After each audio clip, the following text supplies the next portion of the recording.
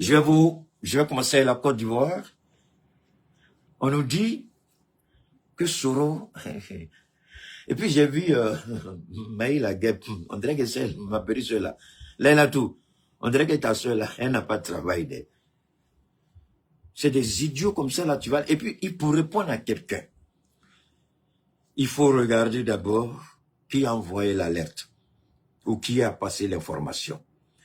Quand vous regardez la personne, dites-moi, combien d'informations vous voyez partout matin, midi, soir et vous ne voyez pas ma bouche dedans? Je vous demande pardon, dites-moi, il y a beaucoup. Avant que je mette ma bouche dans quelque chose, il faut que je regarde la source d'information. Quelle est la source d'information? C'est ce que j'essaie de dire à Maï, mais comme elle aime parler, je ne peux pas la forcer, je la laisse parler. Parce qu'elle aime parler, je ne peux pas lui dire de ne pas parler. Sinon, les idiots, là, il ne faut pas leur répondre. Si vous voulez parler de la vie ou de la mort de Soro Guillaume, il y a 2 familles dans le monde qui peuvent vous donner ces informations. 2. La famille biologique de Soro Guillaume, c'est-à-dire la famille d'où il vient, ses frères, ses sœurs, son papa, sa maman. Dans la même famille, il a lui aussi sa propre famille, c'est-à-dire son épouse et ses enfants, ses oncles, ses frères et ses cousins. Ça, c'est au niveau, ça, c'est la grande famille. Maintenant, il y a la famille politique de Soro Guillaume, GPS. Non seulement GPS est en association avec le truc de Gbagbo, comment on appelle ça, Front commun, trop c'est trop, GPS est dedans, je crois. Alors, quand vous regardez, c'est pourquoi je dis à Maï, c'est vrai, tu peux ne pas, peut-être, faut pas dire le grand frère contre moi, mais moi, je mets la barre assez haute, ma chérie Maï. La guêpe, tu vois. Soro a une famille politique. Et la famille politique a des engagements avec d'autres partis politiques. Ni sa famille biologique, ni sa famille politique. On dit qu'il est assez carême. J'étais sur le point de dire petit bat. Ben c'est bon, on dit c'est carême. Alors, des petits s'asseyent là-bas. C'est la distraction. Depuis le jour où j'ai vu Emma Loès, écoutez très bien ce que je suis en train de vous dire. Depuis le jour où j'ai vu Emma Loès, où elle est sortie, on dirait petite fille de 16 ans, là. Une vieille quelqu'un comme ça, là même. Tout ce qui est doux est parti, tu sors, on dirait par exemple, tu as de 16 ans, tu es malade bien. Depuis que je l'ai vu, j'ai dit, ah, le gouvernement de Côte d'Ivoire prépare une distraction. Emma Loès a fui la Côte d'Ivoire, elle allait se cacher à Dubaï, mais ils ont fait tout pour joindre Emma Loès. Pardon, sois un peu, c'est chaud sur nous. Ça, c'est le RHDP. Quand ça chauffe, ils font quoi? Distraction. Emma est sorti, on dit, ah, ça, ils vont distraire les Ivoiriens. Parce qu'il y a les vrais débats qui sont en Côte d'Ivoire. Ce n'est pas tout. Maintenant, Soro Guillaume devient le 2e élément de distraction pour empêcher les Ivoiriens de se focaliser sur les vrais sujets. Merci beaucoup, PPAC. Merci à toi, Gervais.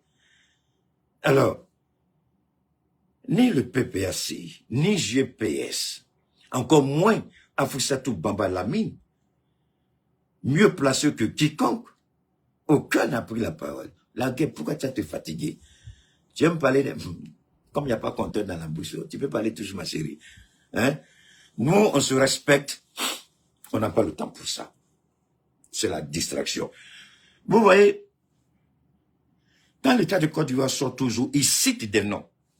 Mais jamais vous n'avez vu mon nom dans ce qu'il cite. Les gens comptent qui vont lancer mandat d'arrêt. Les gens à qui ils ont donné l'argent pour... Mais moi, mon nom n'est jamais dedans. Je me suis posé la question. J'ai dit, ou bien on ne me voit pas, ce qui est absolument faux, puisque l'argent que je gagne en Côte d'Ivoire, Dieu seul sait. Donc on me voit. Ah, puis quelque chose. Ah, d'accord. Comme je ne suis pas ivoirien. Ah, d'accord, je vois. Tu peux demander qu'on arrête Soulé de Paris, c'est un Ivoirien. Il a la nationalité ivoirienne, il est binational. La guêpe est binationale, tout le reste. Mais moi, je suis malien, j'ai renoncé à tout. J'aurais pu être trinational ou binational. Une fois, quelqu'un m'a dit, mais pourquoi tu as renoncé à la nationalité américaine? J'ai dit, dis-moi, aux États-Unis, on t'a dit qu'il n'y a pas de pauvres là-bas. On t'a dit que quand on est américain, on devient automatiquement riche, c'est ce qu'on t'a dit. Il dit dans nos pays, là, il y a beaucoup qui sont jamais allés aux États-Unis, mais ils sont milliardaires. On dit oui. Il dit, alors, c'est quand tu es complexé, tu cours derrière la chose des gens. Mais quand tu es fier d'où tu viens, tu n'as pas besoin de leur chose. Et je suis fier de là où je viens. Donc, je n'ai pas besoin de nationalité américaine. Mon père a mérité la nationalité ivoirienne. Tous mes frères et sœurs sont ivoiriens. Je suis le seul dans la famille de mon père qui ait volontairement renoncé à sa nationalité. Je suis le seul. Tout le monde est ivoirien, sauf moi, dans la famille. Je suis le seul, j'ai dit, je ne veux pas. Ouais. C'est un choix que j'ai fait. C'est un choix et c'est un choix. Aujourd'hui, hier, quand je faisais le choix, les gens n'avaient pas compris. Mais aujourd'hui, quand vous regardez les messages contre les saoulés, la guêpe et autres, là, ils ne peuvent pas parce que je suis citoyen de mon pays. Tu ne peux pas t'attaquer à moi. Donc, ils n'ont aucun argument, ni juridique, ni légal, ni constitutionnel. C'est pourquoi je suis à l'aise. Ils ne peuvent pas citer mon nom. Sinon, ils vont créer une situation tout de suite. Ils vont tendre les relations diplomatiques entre la Côte d'Ivoire et le Mali, parce que je suis un citoyen malien et non un citoyen ivoirien. Donc, s'attaquer à moi, ça devient compliqué pour eux. Mais je suis fier d'avoir fait ce choix-là. Et ce jour-là, je ne savais pas que on allait vivre tout ça aujourd'hui. Ouais. Il y a des moments quand Dieu vous pousse à faire quelque chose, faites, laissez ce que les gens vont dire. Il faut laisser. Parce que Dieu, il voit des années en avant. Hein? Ce n'est pas tout. Tenez Brema, on m'a appelé, on est Keita. À cause de toi, Tenez Brema, il a honte de porter veste maintenant. Je dis, ah, comment ça? On dit, ah, tu ne vois pas comment il va à l'Assemblée maintenant? Je dis, oh, maintenant il porte tunique. Monsieur Tchokoroba Konoma, il porte tunique. Tenez Brema, tu es pathétique. Il porte plus veste, hein? Tenez Brema, Tenez Brema. Alors, de quoi il s'agit? Les Ivoiriens ont fait quelque chose qui m'a surpris. On va revenir sur l'Iran. On va revenir sur beaucoup de sujets. Mais je voudrais partager avec vous. On va commencer avec ça d'abord. J'espère que tous les sons sont bons. S'il y a du bruit, parce que je me suis rendu compte, avec Facebook, il y a un genre de bruit bizarre en bas. Si vous sentez le bruit là, pendant le direct là, je vous en prie, faites-moi signe. On a l'impression que le vent fait... alors que s'il y a un bruit en bas, faites-moi signe. Facebook, je vous en prie. D'accord? Pas YouTube. YouTube, le son est propre. C'est un son crystal clear. Ici, s'il y a un petit bruit en bas, je vous en prie. Même si c'est un petit bruit qui vous gêne, dites-moi rapidement, je vais gérer ça. D'accord? Merci. Alors, je suis allé regarder les Ivoiriens. Je n'ai pas compris. Quelque chose m'a surpris. J'ai dit, hé, Alain, les guignols vont parler. On va écouter les guignols. On va écouter les guignols. Ok, Clem, merci beaucoup. Trump impose de nouvelles taxes et droits de douane et la Côte d'Ivoire pourrait en payer le prix fort. Abidjan est-elle prête à résister à cette pression américaine? Aujourd'hui, nous analysons les stratégies économiques cachées derrière ces décisions et leur impact sur notre économie. Bon. Restez avec nous, vous allez découvrir ce que Washington ne vous dira jamais. Les guignols de Ouattara, ils n'ont pas regardé les preuves qu'on a apportées contre leur gouvernement. Le son est parfait, ok. Merci beaucoup infiniment, les gars. Merci. Les guignols de Ouattara n'ont pas regardé les preuves qu'on leur a données. Les guignols de Ouattara, ils cherchaient sujet. Il n'y avait pas sujet. Les guignols de Ouattara, enfin, les guignols de Ouattara, les guignols d'Abidjan, Ayabeta. Ils ont cherché sujet, ils n'ont pas trouvé. Et puis, mais la Cour suprême leur donne sujet. La Cour suprême des États-Unis leur donne un sujet.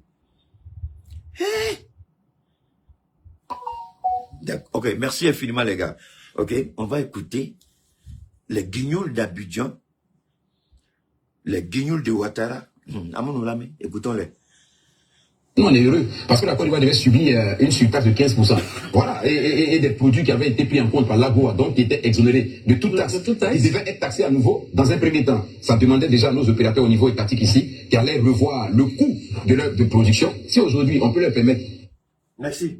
Le fait que cette décision soit cassée, nous, on est heureux parce que la Côte d'Ivoire devait subir une surtaxe de 15%. Voilà, et des produits Écoutez qui bien. avaient été pris en... Écoutez bien, je vous en prie. Écoutez très bien. Merci à toi, Ali. Écoutez très bien, je vous en prie. Écoutez très bien. On parle d'une décision de la Cour suprême des États-Unis. Eux, d'abord, ils disent dans leur pays, leur président dit quoi? Il dit, aucune décision internationale ne va s'imposer à nous tant que je ne décide pas. C'est ce que Ouattara a dit. Donc, vous voyez, Ouattara peut contrôler ça, il ne peut pas. Deuxièmement, je vais vous laisser écouter cette canaille-là, cette merde appelée Élysée. Comment il vante les mérites des institutions américaines, alors que dans son propre pays, tous ferment les yeux sur les abus du pouvoir, les violations constitutionnelles. Ils sont fiers de dire que les institutions américaines sont fiables. La démocratie ne repose pas sur la puissance des normes, mais sur la puissance des institutions. C'est pourquoi nous, je le dis toujours, le Mali va revenir forcément sur la Constitution, mais pour le moment, le Niger et le Burkina, ils sont en train de prendre tout le temps du monde pour mettre en place une constitution digne de ce nom. Une constitution que 200 ans, 300 ans après, personne ne pourra changer. Elle sera tellement d'actualité que tu ne sais pas ce que tu vas changer dedans. Mais je vous en prie, écoutez ces idiots-là s'humilier eux-mêmes. Ils sont en train de s'humilier sans se rendre compte. Ils s'humilient sans se rendre compte. Et la petite fille à Djougourou, là, je vous ai dit, si tu ne fais pas attention, ils vont te chasser à cause de Keïta. Parce que quand vous faites vos bêtises, et puis Keïta voit, il va parler à Flemme. Par l'AGOA, donc qui était exonéré de toute taxe. Ils devaient être taxés à nouveau dans un premier temps. Ça demandait déjà à nos opérateurs au niveau étatique ici qui allaient revoir le coût de leur de production. Si aujourd'hui on peut leur permettre de ne pas subir ce coût-là, nous on ne peut que dire merci et félicitations. Regardez à côté de nous, on n'arrivait pas à s'entendre. Sur le minimum, on n'arrive pas à s'entendre. C'est ce que je disais. On n'arrive pas à s'entendre. Or, il suffit qu'on s'entende. Je pense que demain, quelqu'un ne va pas s'élever. S'il veut, il met cette taxe, il veut qu'il mette du 1000%. On a que faire des 1000% parce qu'on commerce entre nous. On n'a pas besoin de toi. Or, est-ce que les États-Unis, aussi grands et puissants soient les États-Unis, peuvent-ils... Bon, pour arriver au point où tu parles petit guignol Daouda, il faut que tu t'entendes avec des pays.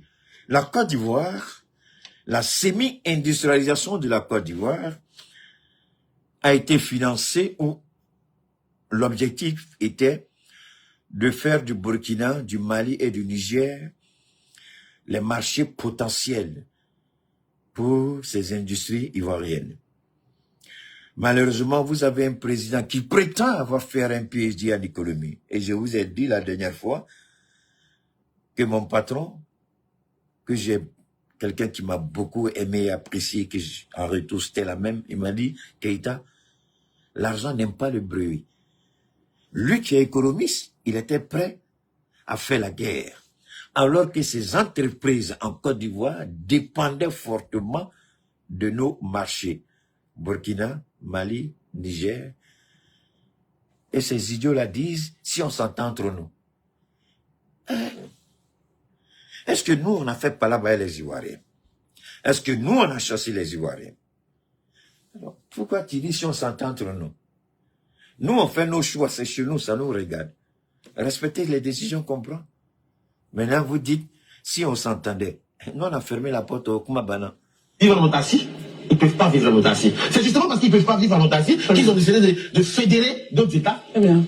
Mais c'est aussi clair que bonjour. Donc nous aussi, cherchons à réfléchir de sorte à ce que l'Afrique puisse marcher main dans la main. Il faut qu'on parle d'une même voix. Il faut qu'on regarde dans la même direction. Il ne faudrait pas que pendant que on est ensemble, il y a un groupe qui dit abat la France, il y a un autre groupe qui dit vive la Russie. Bon là, ça devient compliqué. On peut tous se mettre ensemble et marcher ensemble. Et quand la Cour suprême a cette capacité-là de casser les décisions prises par le président, fut-il le président de la République, je me dis que dans ce pays-là, Eh, Élysée. Élysée. Élysée. Ah. Élysée. I'm so sorry, j'ai tellement... Élysée, tu as bouche pour parler.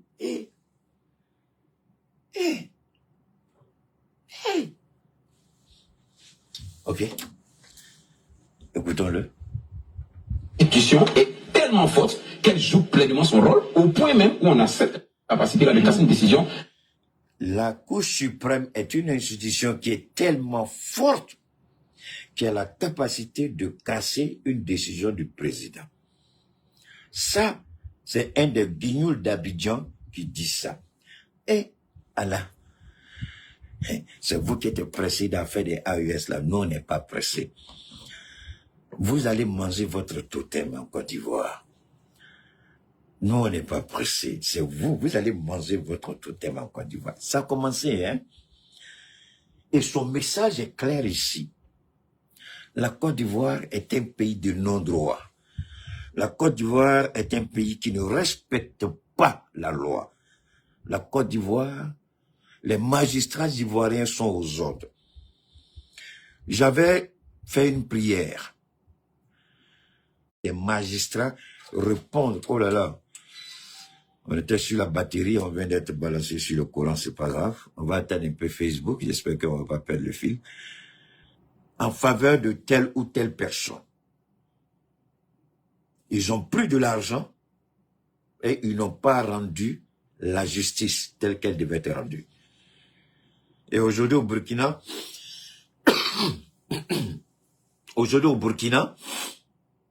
ces magistrats corrompus et véreux sont face à la loi.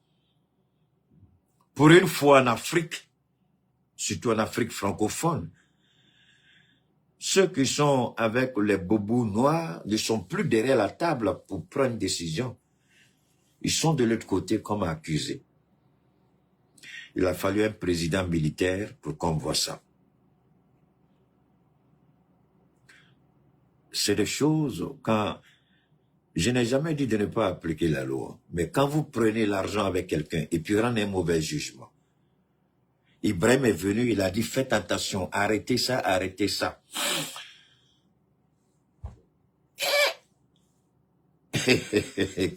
Là, il a tout, tu veux me faire rire. Hein?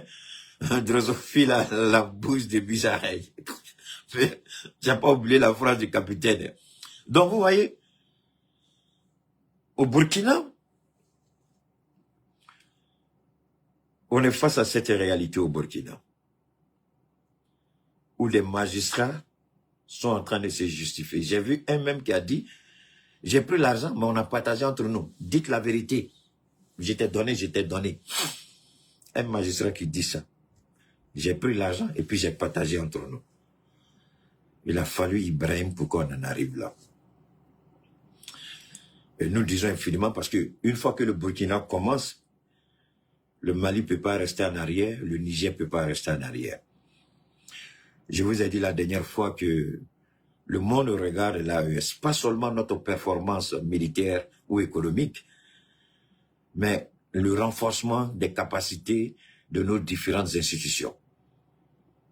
C'est ça surtout que les gens veulent voir. Est-ce que nos institutions sont fortes? Est-ce que nos institutions sont crédibles? Beaucoup de gens attendent. Et quand vous regardez ces guignols-là, ces musarins-là, c'est pas ça là, il a tout. Attends, ces drosophiles-là, attendez, on va les ramener rapidement. Quand vous les regardez, permettez-moi rapidement revenir là-dessus, là. On va rapidement revenir. Alors, quand vous voyez ces gens-là, écoutez. Donald Trump impose de nouvelles taxes et droits de douane et la Côte d'Ivoire pourrait en payer le prix fort. Il faut avancer, oui. Dans la même direction. Il ne faudrait pas que pendant qu'on est ensemble, il y a un groupe qui dit abat la France, il y a un autre groupe qui dit vive la Russie. Bon, là, ça devient compliqué. On peut tous se mettre ensemble et marcher ensemble. Et quand la Cour suprême a cette capacité-là de casser une décision prise par le président, fut-il le président de la République, je me dis que dans ces pays-là, l'institution est tellement forte qu'elle joue pleinement son rôle, au point même où on a cette capacité-là de casser une décision de... Élysée, tu devrais avoir honte de dire ça. Vous voyez? Il devrait avoir honte pour dire ça. Je dis, il devrait avoir honte pour dire ça. Quand vous mettez votre confiance en Dieu, le reste, laissez-le faire. Il sait comment le faire. Il sait comment le faire. Voilà que c'est en Côte d'Ivoire même qu'un guignoul a le courage de dire que dans ce pays-là, les institutions sont tellement fortes que la justice peut casser une décision du président.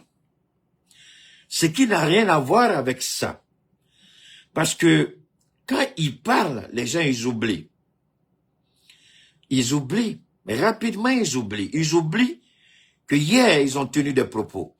Ils oublient que hier, si les institutions dans ce pays étaient... Si, alors, on écoute ça. On va écouter ça. Oh là là, permettez-moi. Donne-moi une seconde. Voilà. Je vais rapidement revenir là. On va écouter. On va réécouter. L'emballement et l'affolement médiatique sans précédent qui s'observe contre ma personne et mon combat politique, même si j'ai fait front, mérite des clarifications après le passage de cette tempête inouïe. Sur l'affaire des écoutes téléphoniques, que de chimères. J'ai longuement évoqué le sujet avec le président de la République, son Excellence Alassane Ouattara, à Paris et ici même à Abidjan. Avec lucidité et fermeté, le chef de l'État a tranché. Il ne me revient donc pas de faire vainement perdurer la polémique, même si j'ai été choqué au plus haut point d'être victime de l'une des pires campagnes de dénigrement. Alors, je sais pas, c'était pas ça que je voulais, mais c'est bien fait que c'est venu. Hein? Quand vous le commencez, priez toujours Dieu. Même si vous ne voyez pas, Dieu va vous donner. Alors, vous voyez que ce qu'on dit de Soro Guillaume, là, il est ceci. Moi, je n'ose même pas prononcer ce qu'ils disent qu'il est. Et qu'on a vu la guêpe sortir, aller se débattre pour expliquer des choses qui n'en valent pas la peine. Alors, vous comprenez? Ça, il y a plus de 10 ans. Ces propos de Soro Guillaume, il y a plus de 10 ans. Affaire des écoutes téléphoniques a échoué. Tentative de destin. Après avoir fait échouer, ils ont fait un montage avec intelligence artificielle. En ce moment-là, AI n'était pas aussi performant. Ils ont voulu recopier la voix de Soro Guillaume, interprétée. Tout le monde a vu tout ce que c'était du faux. Et ça, c'était pas bon. Mais Ahmed Bagayoko a sa part de responsabilité avec Gon Coulibaly. Avec Amadou Soumaoro. C'est tous dedans. Et quoi? Ils ont échoué avec ça. Ils sont revenus après sur... Mais bien avant ça, il y a eu l'affaire des contingents 8400. C'est ça? Contingent 8000 combien là? Les nouvelles armes qu'ils avaient quand ils ont pris Bouaké. Et que le ministre d'Envahi à l'époque était ministre de la Défense, il allait et puis l'ont séquestré pendant des heures. Parce qu'ils auraient pris des armes dans une des résidences de Soultoussou à Bouaké. On dit Soultoussou les complices et Soro est complice. Vous vous rappelez de tout ça. Je rappelle ces faits pour que vous compreniez bien. Donc, cette affaire d'armes, Soro, ça fait mal à Ouattara la réponse que Soro a donnée. Si vous vous souvenez, après ça, Soro était, il avait fait,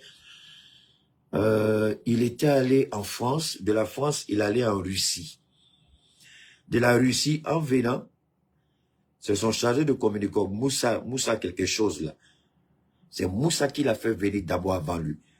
Donc de la Russie, Moussa a fait stop à Abidjan, lui il a continué à Paris. Et Moussa a été interpellé.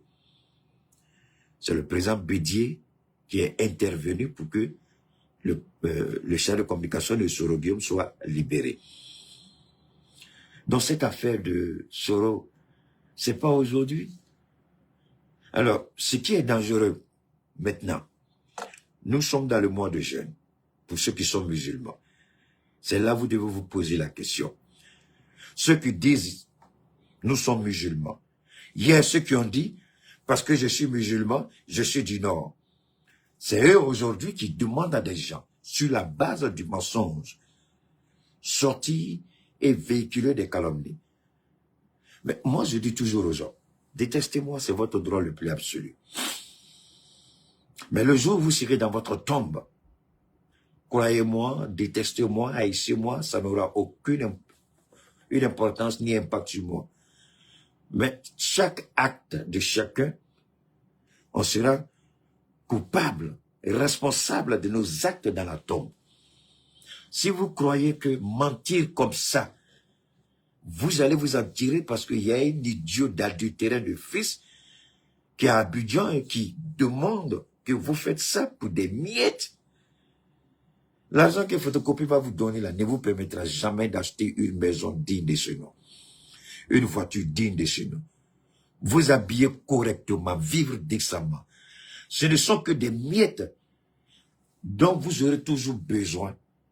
Des miettes qui feront de vous, comment on appelle ça, des esclaves, des mendiants politiques. Vous serez toujours là pour qu'ils vous donnent des miettes, mais jamais suffisamment pour pouvoir vous en sortir. Ça, j'ai appris ça en politique en Côte d'Ivoire. Maintenir les gens dans une dépendance totale, faire croire qu'on fait quelque chose, mais en réalité, quand vous regardez l'argent, c'est combien? Donc, Soro, ça n'a pas commencé aujourd'hui. Et ça ne finira pas aujourd'hui. Mais non, ceux qui ont parlé beaucoup trop ont oublié que il fut un temps en Côte d'Ivoire, on avait parlé beaucoup trop aussi concernant celui qui est président aujourd'hui. Mais le président aujourd'hui, même s'il a rompu tous les pactes, il a rompu toutes les alliances, Dieu sait comment rembourser son coup à Ouattara. Ça, c'est entre Ouattara et Dieu. Tous les mensonges, là, va trouver Dieu devant lui. Alors, si vous pensez que Soro ne sera pas président, peut-être que vous êtes assis avec Dieu, puis vous avez parlé de ça. D'accord? Merci pour vous. Alors, il a parlé de ceci. Il a parlé d'institution, le monsieur. L'homme qu'on peut considérer comme l'homme fort du pays. Très bien, Élisée Bolobe.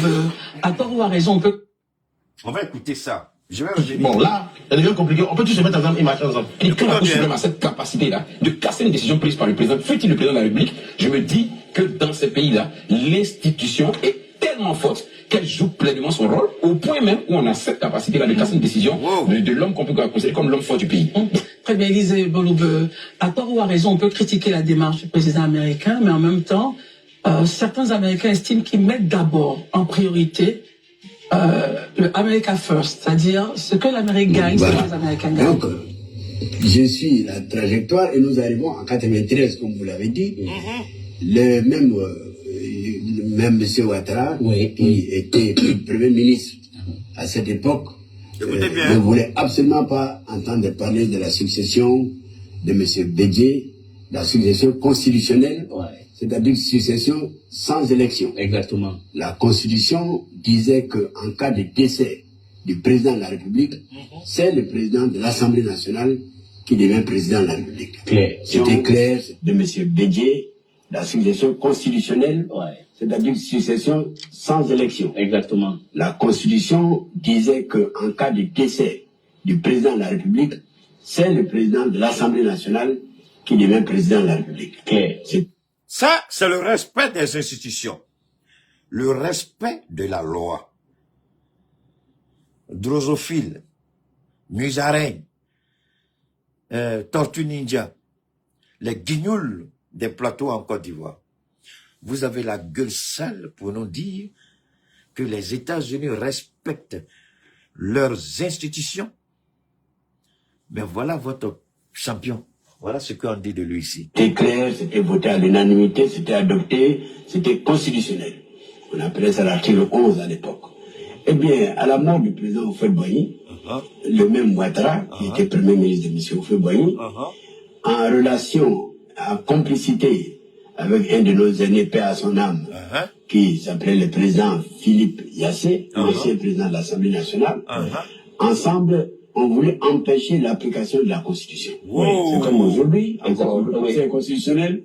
Eh bien, vous voyez, faites attention quand vous parlez. Parce que l'existence humaine, comme la préhistoire, pourquoi nous retraçons l'histoire de l'humanité? Parce que les hommes préhistoriques ont laissé des traces. Soit c'est sur des pierres, soit c'est sur des montagnes, soit on a retrouvé des os d'animaux anciens avec le carbone 14, on a pu donner une date approximative. Donc, il y a toujours la possibilité de laisser des traces. Voilà pourquoi je vous ai dit la dernière fois que si, tant que Internet existera, par la grâce de Dieu, Keïta sera éternel dans l'esprit des gens à cause d'Internet. Parce que vous allez toujours tomber, même 200 ans après ma mort, vous allez tomber sur mes interventions. Même 1000 ans après, vous allez tomber sur mes interventions. Donc, quand vous parlez aux Ivoiriens, je parle des guignols, quand vous parlez aux Ivoiriens, vous oubliez que vous avez un champion qui est violeur de loi, violeur de constitution. Et vous vantez les institutions américaines, pendant que chez vous, on viole ces mêmes institutions. C'est pas Fologo qui parle là? Là aussi, je me suis opposé. Oui. Et puisque j'étais secrétaire général du PDCI, nous avons réussi, avec les membres du bureau politique et tous les militants, à dire c'est l'application de la Constitution ou rien. Merci, merci Fologo. Alors, quand la Cour suprême aux États-Unis casse une décision du président, vous êtes fiers de dire que là-bas les institutions marchent, mais en même temps vous dites aux Ivoiriens, chez nous aussi là, il y a Aladji Nyamakoudji, on ne peut pas s'amuser. Aladji Nyamakoudji, on ne peut pas. C'est ce que vous dites et les Ivoiriens retiennent tout. Voilà pourquoi Alassane Ouattara ne sera rien, à l'exception d'être un voleur à la tête d'un État, un criminel à la tête d'un État. Et quand ces idiots vous donnent des messages, vous croyez que nous, on va tomber dans le piège? Vous croyez que le Niger, le Burkina, le Mali, nous, on va produire un communiqué? Vous êtes Nyamou, Fali, Danga, Denyere, quoi. Nous, on va écrire communiqué pour dire quoi? Pour démentir ce que vous avez dit là. La famille politique de Soro Guillaume est là. La famille biologique de Soro Guillaume est là. Est-ce qu'ils ont fait une déclaration? C'est-à-dire, moi, pour être honnête, Africain, vraiment, on est émotionnel. Quand je vous regarde, les gens même vont regarder ces idiots-là parler. C'est pas à ces idiots-là que j'ai affaire, mais c'est aux gens-là, vous qui allez, c'est-à-dire vous qui prenez votre argent pour aller écouter des idiots. C'est à vous que j'ai affaire. Le bon sens, c'est au moins ça. Depuis quand vous avez vu un premier ministre dans une situation, on espère que le gouvernement ivoirien ne va jamais dire, ça c'est sûr. Mais, soyons sérieux, il a une famille politique, il a une famille biologique, au moins. Ils peuvent dire quelque chose. Mais vous n'avez rien de tout ça. Et puis vous allez vous asseoir, c'est vous qui voulez faire table ronde. C'est vous qui faites débat.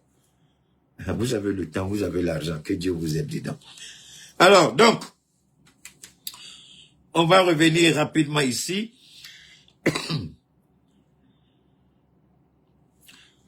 La pédophilie, l'homosexualité, mais avant, il y a quelque chose que j'avais toujours dit sur le Fonds monétaire international. Les manipulations du Fonds monétaire international, les manipulations de la Banque mondiale. Tout récemment, Ousmane Sonko était à Addis Abeba, en Éthiopie, pour participer, comment vous dites ça, à la rencontre annuelle de l'Union africaine. Et il aurait été approché par un ancien éminent membre, très éminent du Fonds monétaire international. Il a dit quelque chose qui m'a laissé un peu hébété. Puis à l'Assemblée nationale, Ousmane Sonko a surpris tout le monde. En pleine séance face aux députés, il cite un économiste américain de renommée mondiale, un homme qu'il a reçu à Addis Abeba. Et ce que cet économiste dit du FMI est explosif. Regardez bien cette séquence. Débat inutile yi ñuy téye fii suba ba ngoon jot am diw andil Masamba nekkul nit ñi newuñu ci foofu àdduna dépassé na foofu. Et c'est ce message que je veux lancer aux Sénégalais et aux Africains. L'Afrique n'a pas besoin qu'on l'asphyxie par la dette injuste et odieuse. Elle a besoin de croissance pour tirer le monde. Parce que le seul îlot de croissance dans ce monde-là, c'est l'Afrique. Amul feneen. C'est l'Afrique où tout est à construire. Ouais. Est-ce que ça se fera sans les Africains, comme ça a toujours été le cas? Depuis la traite négrière, la colonisation, la néocolonisation. C'est à nous, Africains, de répondre. Okay. Il faut que nous élevions le niveau de débat. Débat est un... Moi, je suis heureux d'entendre Ousmane Sonko parler. Mais vous voyez, malgré tous les beaux discours au sein des assemblées nationales, au sein des rencontres internationales, au sein de certains gouvernements en Afrique, malgré tous ces beaux discours, l'acte, c'est-à-dire que l'acte ne suit pas la parole. Tous les Africains auraient dû venir s'imprégner de la réalité au sein de l'AES. Comment nous sommes en train de construire quelque chose qui n'a jamais existé en Afrique. Jamais. Si vous connaissez une institution qui a commencé tel que l'AES a commencé, je vous en prie, je vous demande pardon. Venez me montrer l'institution. Une institution où seuls les Africains sont détenteurs de capitaux. Une institution où les Africains ne demandent pas l'accord au préalable de Washington, de Bruxelles, de Londres, de Paris. Nous sommes la seule organisation sur le continent africain. C'est bien beau d'écouter le Premier ministre du Sénégal. Mais ce que nous sommes en train de faire est phénoménal. Aucun pays africain, aucune organisation africaine, aucune banque soi-disant appartenant aux Africains n'a jamais fait ce que la banque d'investissement de l'AES a fait. 3 pays qui mettent ensemble un capital de 500 milliards, jamais on a vu ça. UMOA là, BCAO là, ils ont commencé avec 2 milliards. Je dis bien, ils ont commencé avec 2 milliards. C'est tout récemment, on dit c'est monté à 10 milliards.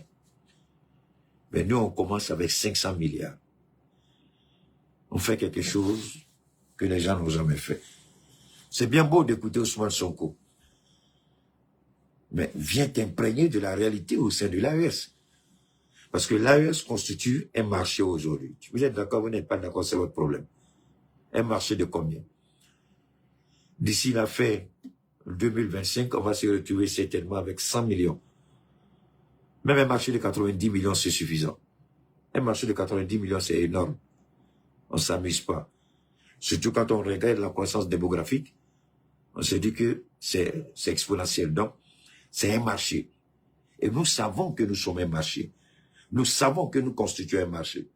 C'est pourquoi nous n'allons pas, on n'est pas impressionné par la, c'est ce que les gens ne comprennent pas. Quand vous divorcez votre épouse, et puis toujours c'est vous qui êtes dans le quartier, c'est vous qui avez des espions pour voir ce qu'elle fait. C'est que mon ami, ça contre-cœur, tu as divorcé. Va attraper ta femme et puis elle retourne à la maison. Pourquoi tu souffres psychologiquement? Tu vas te cacher pour voir qui vient la voir. Tu mets des gens pour la suivre pour savoir où elle va, avec qui elle parle, avec qui elle dîne. Qu'est-ce qu'elle a porté? Mais pourquoi tu as été torturé tout ça? Si tu sais que tu veux de la coupe, va la récupérer. C'est la même chose avec la CEDEAO. On a divorcé et on ne regrette pas. On ne va pas se cacher pour regarder ce qu'ils font parce que ça ne nous intéresse pas. On est en train de refaire un système de collaboration qui n'a jamais existé en Afrique. Parce que la France, avec sa sale gueule, avec ce PD de président, elle a toujours eu son mot à dire dans le conseil d'administration, dans les réunions stratégiques. Rien ne pouvait se faire sans la France. Il y a un entretien de Simone Gbagbo qui confirme tout ce que je dis. Elle a dit, je ne sais pas avec qui elle a eu l'entretien, je ne sais pas si c'était Alain Foucault, elle a dit, est-ce que tu sais que même le discours du président, avant le conseil des ministres, on devait faire partie à Paris pour être validé.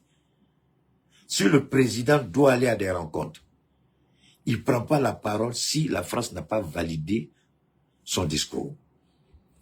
Chose que Gbagbo Laurent refusait.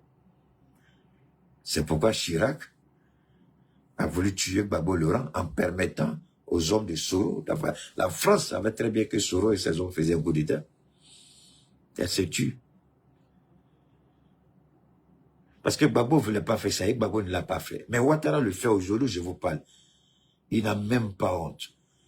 À plus de 80 ans, il court derrière des petits blagueurs comme Emmanuel. Et ça fait honte. Ils se donnent des titres de musulmans alors que ce sont des criminels. Ah, Keïta, c'est bon, d'accord. Je ne vais pas rentrer dans tous les détails.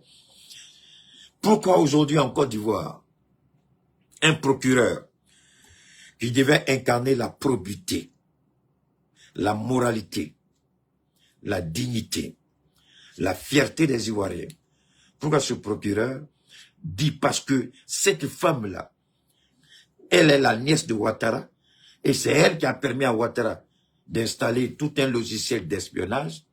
Il dit, excusez-moi, c'est pas trop fini, mais je vais faire avec.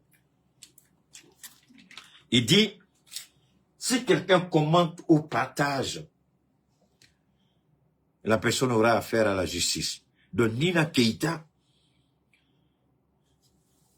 une lesbienne, bisexuelle, une prostituée professionnelle, devenir directrice adjointe d'une société d'État en Côte d'Ivoire, parce qu'elle s'est vendue, elle a vendu son âme et son corps pour que son père de président puisse avoir ses logiciels et espionner les gens.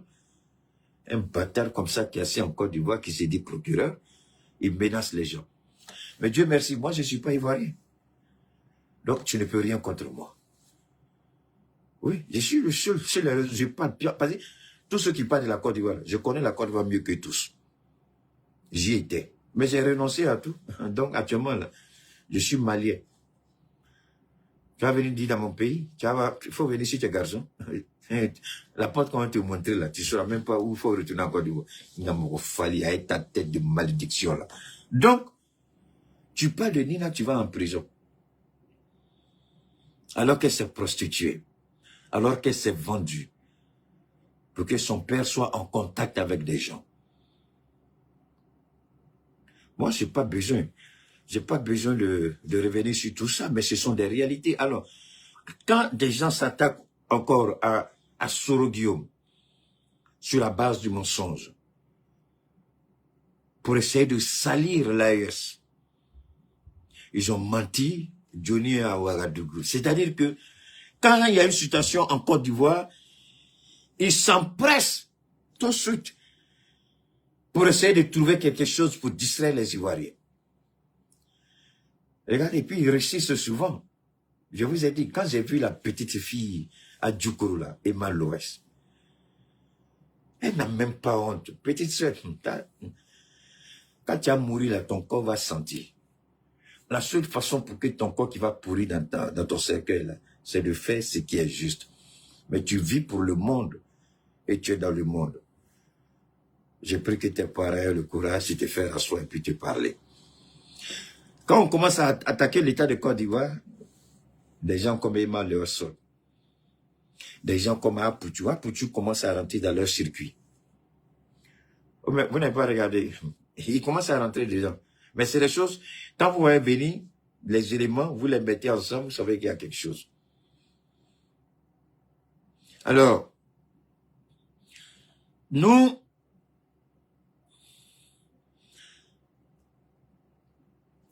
je vais vous amener à écouter ceci.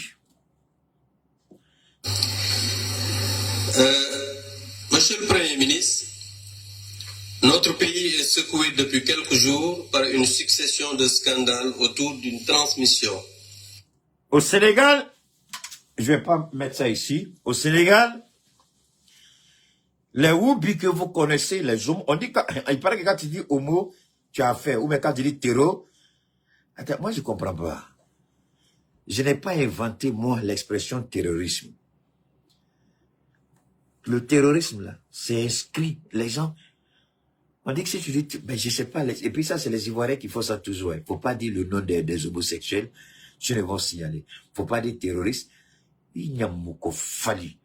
Si vous êtes garçon, dangadin que vous êtes, je vais dire terrorisme pian, je vais dire homosexuel pian. Voilà, au Sénégal. Les homosexuels, les Nyamro Fali là, ceux qui auraient dû être des animaux, mais qui sont des êtres humains, ils sont devenus des canaux de transmission du VIH-Sida au Sénégal. Il y a une de mes clientes qui m'a appelé, une Sénégalaise qui vit en France. Elle dit, Monsieur Keïta, ces temps-ci, là, tu vas avoir beaucoup de clients au Sénégal. Elle dit, mais pourquoi? Elle dit, tu n'es pas au courant. De quoi? Elle dit, les homosexuels là sont en train de verser le VIH-Sida au Sénégal comme c'est pas permis. J'ai dit, quoi? Elle dit, oui. Au Sénégal, c'est pénalisé, c'est criminalisé, c'est un crime la pédophilie, c'est un crime l'homosexualité. Et c'est de ça qu'on parle ici. On dit, il faut dire woubi. Je dis pas woubi, j'ai dit homosexuel pian. Écoutez. De VIH par des personnes dites homosexuelles. Cela a relancé de façon insistante l'engagement que vous aviez pris de criminaliser ces délits. Je rappelle que notre gouvernement avait bien prévenu que cet engagement n'était fait que pour la propagande électorale, que jamais, selon le renseignement dont nous avions alors connaissance, il ne serait respecté. Et vous nous donnez raison. Parce que, Monsieur le Premier ministre, en effet, le 3 décembre 2022, vous déclariez ceci. Quand nous serions élus au Sénégal, la loi criminalisant l'homosexualité sera l'une des premières lois votées. Lors du premier mandat de Macky Sall, ce qui a coïncidé avec le premier voyage de Barack Obama en tant que président des États-Unis, il est passé par le Ghana, il allait au Sénégal, jusqu'après il allait dans d'autres pays. Au Ghana, il a dit, l'Afrique n'a pas besoin d'hommes forts, mais d'institutions fortes. Et vous avez un criminel de président, un voleur pathétique et pitoyable, qui connaît la Constitution mieux que moi, qui peut prétendre, qui connaît la Constitution, c'est moi, qui envoie la Constitution, c'est moi, qui a fait, c'est moi. Il dit, c'est bien moi, voilà. Et tu prétends être formé aux États-Unis, et puis tu tiens un tel langage. Dans quelle université tu es parti, Alassane Ouattara? Dans quelle université tu as eu ton diplôme de PhD? Il faut nous dire. Parce que c'est pas en Pennsylvanie. Les Américains ont une façon exceptionnelle de défendre ce qu'on appelle le First Amendment, c'est-à-dire le premier droit de l'homme, la liberté d'expression. La liberté d'expression. C'est un facteur que les Américains ne s'amusent pas avec. Quand Mamadi Doumbia a pris le pouvoir, le Sénat a convoqué le chef des opérations militaires américaines chargé de la formation des officiers supérieurs de certains pays, des armées de certains pays africains. Ils lui ont posé la question, ils disent, on a regardé, on a vu que Doumbia est passé ici. Doumbia a été formé. Mais comment vous pouvez nous expliquer que Doumbia ait fait un coup d'État en Guinée? Il dit, le monsieur est resté bouche bée, il ne pouvait pas répondre. Il dit, I'm sorry, I can't understand that. I can't answer. Il dit, mais pourquoi? Est-ce que tu n'as pas enseigné dans les cours que vous donnez, est-ce que vous n'enseignez pas aux officiers? Leur rôle, c'est de défendre les institutions et non de prendre les armes contre les institutions. Le monsieur dit effectivement, c'est ce qu'on a. Il dit, mais comment expliquez-vous ce qui s'est passé en Guinée? Il dit, I'm sorry, I can't. Et il lui a dit, you know what? Que tu as échoué. Tu as raté ta mission et tu as échoué. C'est la raison pour laquelle le Sénat a décidé ce programme. Ils disent, ils vont, parce que tout, écoutez, les États-Unis, c'est pas comme chez nous, hein, d'accord, il faut qu'on comprenne ça bien. Alors, le gouvernement a des branches. Ils peuvent décider, par exemple, de bloquer un financement. Parce que chaque 6 mois, le gouvernement présente un budget. L'Amérique, c'est pas comme chez nous, hein. On vient, on présente un budget, et puis c'est le budget de fonctionnement de toute l'année. Non, non, non. Chez eux, ils négocient chaque 6 mois. C'est pourquoi la milice de Trump, là, la police de l'immigration, là, ils ont bloqué, pour le moment aux États-Unis, à ce qu'ils appellent shutdown, puis le gouvernement, ils ont... Le shutdown n'est pas total, mais ce qu'on appelle Homeland Security, ils disent le financement là-bas, on bloque. Tant que cette police-là n'est pas sous le contrôle du Sénat, on ne va pas financer. Donc, ils peuvent faire des opérations, mais ils ne seront jamais payés. Ils ont bloqué tout. À cause de leurs pratiques que vous avez tous vues. C'est la même chose. Ils ont posé la question.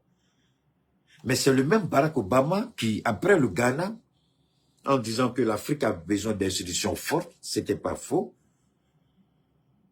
Mais arrivé au Sénégal, il a essayé de dire à Macky Sall, il faut permettre l'homosexualité. Macky Sall lui a dit, c'était son premier mandat, et tout le monde était sous le charme de Macky Sall, comme le voleur de président que vous avez en Côte d'Ivoire. Et Macky Sall a dit non, vos valeurs culturelles, vos valeurs historiques ne sont pas nos valeurs. Il y a des choses que nous, on ne peut pas faire comme ça, comme vous le faites. Donc, on ne va pas le faire. Et tout Sénégal a fait bloc derrière Macky Sall. Macky Sall arrive à son deuxième, écoutez très bien, il arrive à son deuxième mandat. Il va en France pour que son passage en force soit accepté. Il change de langage depuis Paris. Et les Sénégalais ne se sont pas fait prier. C'est pourquoi j'ai dit aux Sénégalais, pas aux Sénégalais, pardon, aux Français, vous êtes des cibles prioritaires au sein de l'AES. Vos investissements, vos business deviennent des cibles prioritaires pour nous. Ce jour-là, le Sénégal s'est réveillé avec le feu. Ils ont brûlé toutes les stations d'essence appartenant à la France. Toutes les grandes surfaces commerciales qui appartiennent à la France ont été attaquées. Avant même que Macky Sall même n'arrive, les Sénégalais avaient commencé à tout gâter. Il est obligé de faire rétropédalage pour dire non, non, non, ils ont mal compris, lui il n'a pas dit. Parce que Macky Sall a dit, il y a la possibilité d'aller réfléchir, voir comment on va mettre dedans.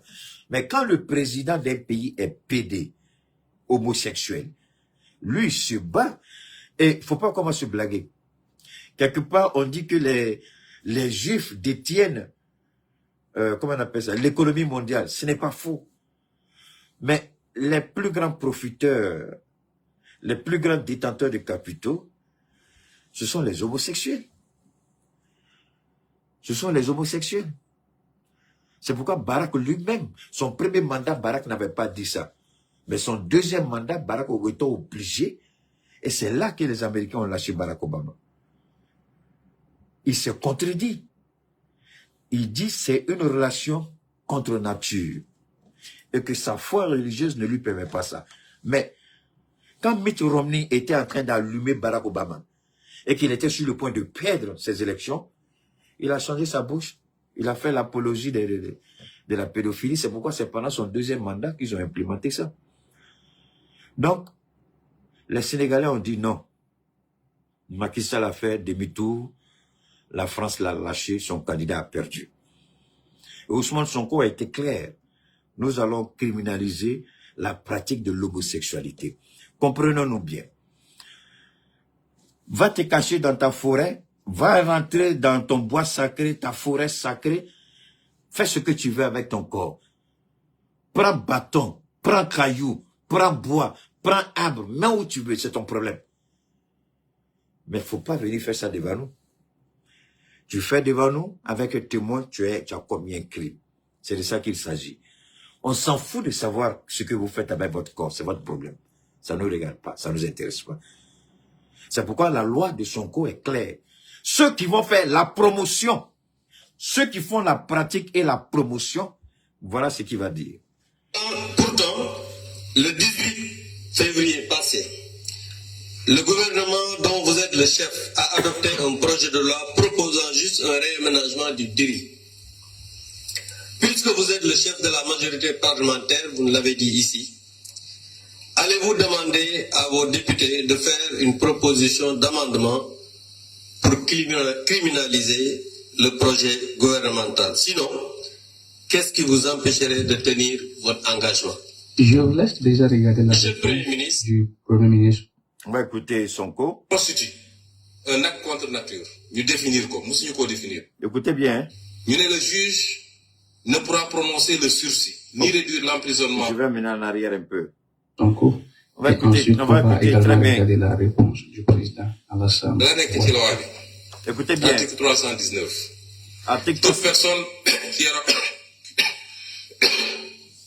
Toute personne qui aura commis un acte contre nature sera punie d'un emprisonnement de 5 à 10 ans. Donc, et d'une amende de 2 millions à 10 millions de francs. 5 à 10 ans, tu vas en prison. Sans préjudice des autres peines. Ça veut dire quoi? On t'attrape dans homosexualité, tu as 5 à 10 ans. 2 à 5 à 10 millions, tu as payé. Ça, c'est son coût. Alors, commencez à comprendre pourquoi le FMI est en train d'acculer le Sénégal. C'est là que je dis, la dernière fois, j'ai dit aux Sénégalais, réveillez-vous. Ça va pas dans les intérêts de Macron. Parce qu'en fait, Macron, le contrat que Macron a eu avec ces animaux-là, que moi je n'appelle pas être humains, ces idiots qui commettent ces crimes contre nature, c'était de faire en sorte, parce que l'Afrique doit devenir pour eux comme un laboratoire à ciel ouvert, où toutes les pratiques seront testées ici. C'est pourquoi les mêmes vaccins du Covid que nous avons reçus ici ne sont pas les mêmes vaccins qui ont été livrés ni en Europe ni aux États-Unis. En Afrique, les vaccins produisent quelque chose dans le corps. Ils tuent des éléments du corps.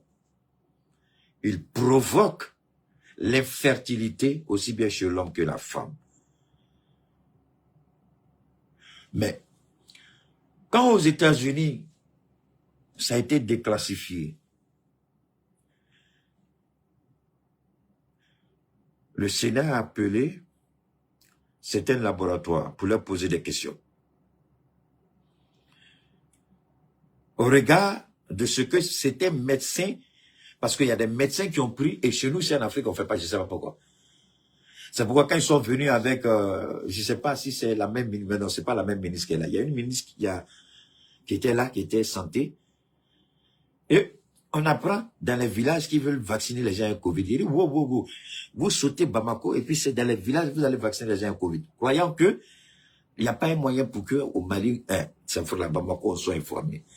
Donc quand ils ont fait ça, quelqu'un de ce village-là m'a envoyé la vidéo pour dire qu'ils sont en train de vacciner nos parents ici. À cause de Dieu, il faut interpeller le président. Je suis sorti, j'ai interpellé, ils ont arrêté tout de suite. Je répète, je suis sorti, j'ai parlé, parce qu'il y a une façon de parler aux autorités, avec respect et courtoisie. C'est ce que j'ai fait. Et ils ont arrêté sur le champ. Aux États-Unis, les médecins, certains médecins, pas seulement aux États-Unis, même en Europe, certains médecins ont pris ce fameux vaccin-là pour aller l'étudier dans des laboratoires. Mais les résultats étaient catastrophiques. C'est inimaginable, c'est un crime contre l'humanité. Mais puisque c'est les Nations Unies même qui ont investi des milliards. Alors quelque chose qui devrait attirer l'attention de nos chefs d'État. Comment tu fais vaccin à quelqu'un et puis tu payes la personne pour faire le vaccin? Vous avez vu ça où? Moi, je vais te donner l'argent pour que tu utilises mon produit. Pourquoi j'ai fait ça? Au Mali, ici, j'ai même été contacté à l'époque d'Ibeka qui repose en paix. On dit chaque personne, le montant était élevé, tu envoies tout le nombre de personnes, on te donne l'argent. C'est-à-dire, on payait les gens pour les encourager à se vacciner. S'il n'y a pas quelque chose dans le vaccin, là, pourquoi j'ai fait ça? S'il n'y a pas quelque chose qui est caché dedans, là. Mais moi, j'attendais que nos pharmaciens prennent au moins ce vaccin-là pour l'envoyer dans des laboratoires, faire des études, analyser, décortiquer, et puis aller mettre le document devant le président Goïta. Est-ce qu'ils ont fait? Même quand tu es ministre de la Santé, il y a des décisions avant de les prendre. On envoyait un vaccin. Pourquoi le ministre de la Santé, le ou là, je ne sais pas trop, n'a pas pris le vaccin pour aller faire des enquêtes dans un laboratoire et dit au président. Et moi, c'est ce que je souhaite prochainement au sein de l'AES. On veut nous envoyer des vaccins à cause de Dieu, monsieur le président, je vous demande pardon.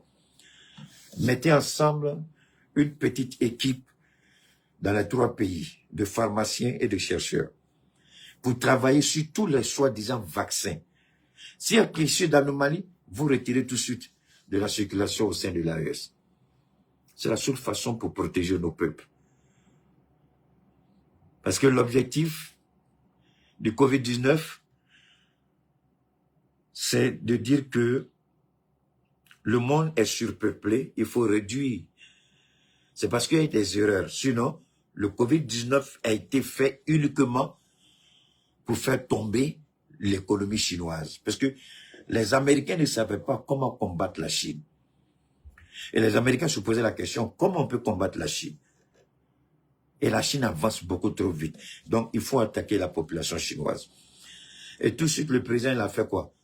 Toute une région, il a envoyé l'armée pour encercler. Zone de quarantaine, personne entre personne sort. Le seul pays qui peut faire ça au monde, c'est la Chine. Ils ont fait. Ceux qui sont morts sont morts. Ceux qui ont été sauvés ont été sauvés. Dans la précipitation, il y a beaucoup qui étaient en contact avec les gens. Cela, c'est arrivé en Europe et puis aux États-Unis. Nous, on ne mourait pas. Nous, on n'avait pas ça. Donc, faisons beaucoup attention. Et ce qu'Ousmane Sonko dit est vrai. L'acte est commis avec un mineur, le maximum de la peine sera prononcé. Le juge ne pourra prononcer le sursis, ni réduire l'emprisonnement au-dessous du minimum de la peine prévue à l'alinéa 1 du présent article. Là, le verrouillé du juge, bi ba mom ci bopam mënatul bàyyi nit mu dem. Ni mu tuuti 5 ans yi dina ko wax. Ni mu tuuti. Kon loolu soxla wa criminalisé pour am ko. Ñu tek ci ni tout acte sexuel ou à caractère sexuel entre 2 personnes de même sexe constitue un acte contre nature. Nous définir quoi, nous ko définir. Alors, vous avez écouté ce député, donne-moi une seconde. Vous avez écouté ce député qui disait que Sonko avait fait la promesse, mais je crois que le député n'a pas pu le temps de regarder très bien le texte qui a été proposé à l'Assemblée nationale. Et c'est là que Sonko revient sur les grandes lignes, n'est-ce pas, de ce projet. Je ne sais pas si c'est un projet où ça a été déjà voté, mais en tout cas, c'est très clair. Le rapport sexuel entre 2 personnes de même sexe, c'est un crime commis selon le code pénal au Sénégal. Donc, l'homosexualité ne sera pas tolérée au Sénégal. Personne n'acceptera ça. Et au sein de l'AES, nous, on a été clair. La famille est le seul socle de la nation. Et seulement l'homme et la femme sont habilités à aller ensemble pour pérenniser la race humaine. Si vous voulez vous comporter comme des chiens, vous n'avez pas besoin de partenaire. Allez-y prendre bois, allez-y prendre arbre, mettez là où vous voulez. Que vous êtes. On ne vous permettra pas ça. Donc, voilà quelqu'un qui dit, je suis musulman et du Nord. Donc l'islam permet ça. On me dirait la Côte d'Ivoire est un pays laïque, je suis d'accord. Mais alors, pourquoi vous menacez ceux qui vont les attaquer? Pourquoi vous menacez ceux qui vont en parler? On dit même en parler parce qu'en fait, la loi en Côte d'Ivoire est la photocopie d'une loi qui circule un peu dans tous les pays. Vous en parlez. Donc, ça veut dire que même si quelqu'un qui est homosexuel a quelque chose contre vous, il va tout de suite mentir. Vous m'avez critiqué. Vous avez critiqué ma sexualité. Ouais. Avant que le juge se prononce sur votre cas, ils vont vous arrêter puis vous enfermer. Voilà un pays qui en dit, je suis musulman. Tu es musulman. C'est pas un outil tamiso. Ce qui t'attend dans ta tombe pathétique, là. Ouattara, si tu savais, tu vas changer, mon frère. Alors donc, au Sénégal, tu es homosexuel, tu vas en prison. Tu commets l'homosexualité, tu vas en prison. Tu voles, tu vas en prison. Tu fais ce que tu veux, attention, tu vas aller en prison. Alors, maintenant on va conclure avec l'Iran. Nos pays, au sein de l'AES, quand Assimi parle, il rend d'abord gloire à Dieu, à Allah. Quand Ibrahim parle, il rend gloire à Dieu, à Allah. Quand Tiani parle, il rend gloire à Dieu, à Allah. Donc, nous, on ne se vante pas d'être musulmans, mais nous, on vit selon la parole de Dieu. On interdit ce que Dieu nous demande d'interdire, on permet ce que Dieu nous permet, même que nos pays soient laïques. On ne permettra pas, parce que nous sommes des pays laïques, que des idiots viennent nous dire, parce qu'on est laïque, ils peuvent s'habiller comme ils veulent. Mais aux États-Unis, c'est aberrant. J'expliquais ça à une amie la dernière fois. Les collants que les femmes portent là, souvent, il y a des collants transparents. Aux États-Unis, les jeunes gens là, c'est ce qu'ils portent. Ils font exprès pour porter ça. Tu en parles, ils vont sortir tout de suite 911, le 911. Le temps que tu te rends compte, déjà, il y a les officiers qui sont là. Mais je remercie Dieu qui m'a beaucoup sauvé parce que j'avais une façon, moi, je me mettais toujours à l'écart. Et on dirait que c'est des gens qui provoquent. J'ai vécu une situation où tout le monde, en tout cas tous ceux qui étaient là, les gens ont applaudi. Parce que de toute façon, j'ai insulté les gars là. J'ai dit, je m'en fous. Vous le mettez en prison, je suis prêt pour aller en prison. Il dit, bâtard que vous êtes. C'est comme ça dans la vie. Regarde ce que tu as porté même. Et puis tu as caractère côté. Ce qui est grave, même quand tu veux les éviter, ils veulent absolument. C'est-à-dire, l'Amérique est devenue autre chose. Ce que Trump fait là, peut-être que c'est une malédiction qui est derrière lui. Parce que quand vous poussez Dieu jusqu'à un certain niveau, et l'humiliation des Américains arrive, vous ne pouvez pas faire l'apologie de l'homosexualité et aller bombarder un pays comme l'Iran et prétendre gagner cette guerre. Alors nous allons parler de l'Iran. Ce qui se passe aujourd'hui aux États-Unis dépasse un peu toutes les prédictions. On s'est rendu compte que Donald Trump était menteur, un manipulateur et un corrompu. Rappelez-vous, la dernière fois, je vous avais dit ceci.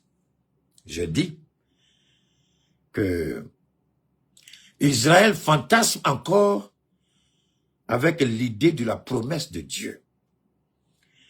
Dieu est miséricordieux, Dieu est bon, Dieu est juste, Dieu est magnifique, tout simplement. Tout ce que je vous ai dit ce jour-là, je ne savais pas que Tucker Carlson, je crois, il y a un très grand journaliste libéral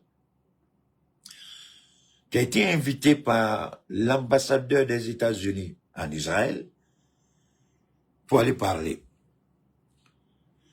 Il arrive en Israël, il rencontre l'ambassadeur, et tout ce que je vous ai dit, l'ambassadeur a non seulement confirmé dans son truc là, dans l'entretien qu'il a eu, mais il allait plus loin. Il a dit des choses qui dépassent l'entendement. Il a dit que c'est le droit d'Israël de posséder selon la promesse faite par Dieu à Abraham, qu'il est normal que Israël puisse avoir toute la Méditerranée. Il dit même toute la Méditerranée. Donc, il dit que cette guerre, elle est justifiée. Israël a le droit de faire cette guerre pour entrer en possession de sa bénédiction. Et là, je suis resté bouche bée, j'ai dit c'est pas vrai. Et aujourd'hui, ça a créé un incident plus que diplomatique. Tout le soutien des Américains dans le Golfe, à commencer par l'Arabie Saoudite, les Émirats Arabes Unis, qu'est-ce qu'ils ont dit? Ils disent, tous unanimement, ils disent d'accord, si c'est l'Amérique, donc demain, aujourd'hui c'est l'Iran. Donc demain, l'Amérique peut aider Israël à nous attaquer nous aussi. Donc ça se rend compte, ils ont donné une certaine, je ne sais pas, une raison suffisante pour que les pays arabes se mettent d'accord pour une fois contre Israël. Et ce combat-là n'ira pas au loin. Parce qu'aujourd'hui, tous les jours que Dieu fait, c'est Donald Trump qui est là. Je fais ça. Blablabla. Il a déployé 2 ou 3 navires de guerre, porte-avions. Mais ce qui tue plus les gens, je vais voir si je peux vous montrer ça. Il a dit quelque chose, autant pour moi, il a fait quelque chose qui a surpris un peu. Quelque chose qui a... Donne-moi une seconde, je vais vous montrer ça. Ce sera très, très intéressant. Parce que... Ok, je crois que c'est ça. Je crois que c'est ici. C'est ça. They're probably a week away. Donne-moi une seconde, je vais vous faire... une seconde, s'il vous plaît.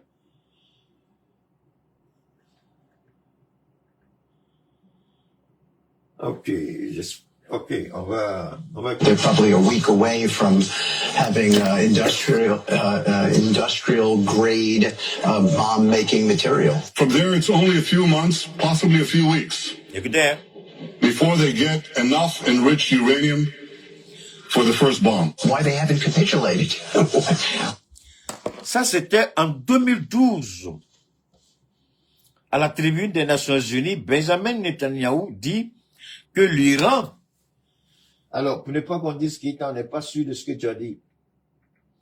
Alors... They're probably a week away from having industrial grade bomb making material. From there, it's only a few months, possibly... Il dit seulement quelques mois. Regardez la date. Je vais vous faire voir la date. Voilà, septembre 2012. Septembre 2012, et c'est le même idiot de Premier ministre qui est là. Le même menteur de Premier ministre qui est là. L'assassin criminel des Palestiniens et des Libanais.